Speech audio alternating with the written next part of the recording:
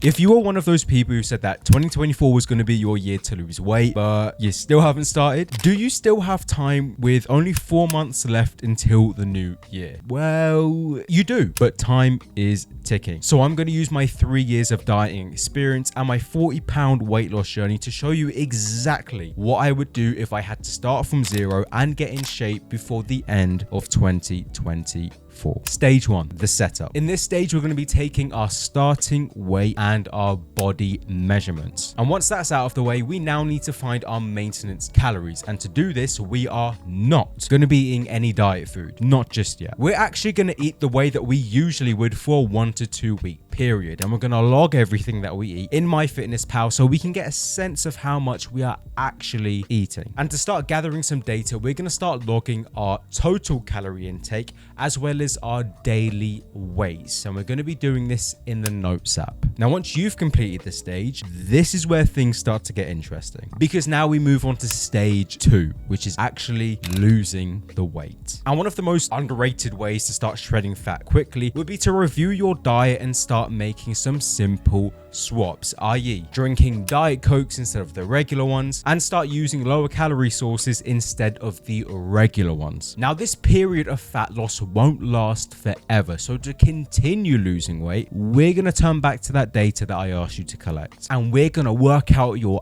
average calorie intake for that 1 to 2 week period. And depending on your dieting and your weight loss experience, I'd subtract anywhere from 250 to 750 calories. If you're on the more experienced side, you can get away with subtracting more calories, but if you're less experienced, I'd stick to more gentle calorie subtractions. Now, all of the information that I just shared with you is pretty much useless unless you start applying it. So to help, in stage 3, I'm going to be sharing my meal plan that's helped me shred some fat, and feel free to make any changes to fit your taste preferences. Let's say your deficit calories are 2,000. Well, for breakfast, we're going to need something that's going to be very filling and provide us with a lot of energy throughout the day. So I'd be opting for some protein oats. Now, obviously, we're going to need some energy for training, so I'd be turning to some protein cereal. For the post-workout meal, I'd have a wrap with some ground beef and some veggies. And for a little snack, I'll be having a sandwich. Now, when it comes to dinner, we're going to need something that's going to keep us full and prevent us from getting hungry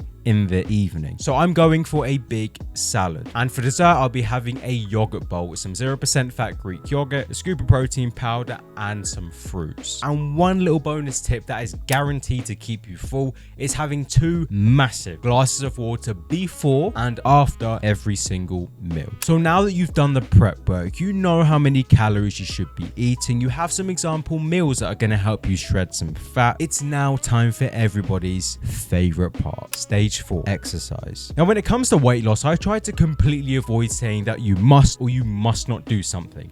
But today, I'm making an exception, because you must lift weights or do some kind of resistance training, as this is going to prevent us from becoming skinny fat. I see way too many people neglecting this when they lose weight, and they end up being just as unhappy as when they were overweight because they don't like what they see in the mirror. And if you want to know somebody who made this mistake, well, you're looking right at him. Now, when it comes to cardio, I do mine every day, and my preferred method of cardio is walking, and I aim for around 10,000 to 15,000 steps per day. But if that's too much for you, feel free to do whatever best for you. Now, my golden rule for cardio is just to beat whatever you did last time. So as long as you're doing that, you're going to be just fine.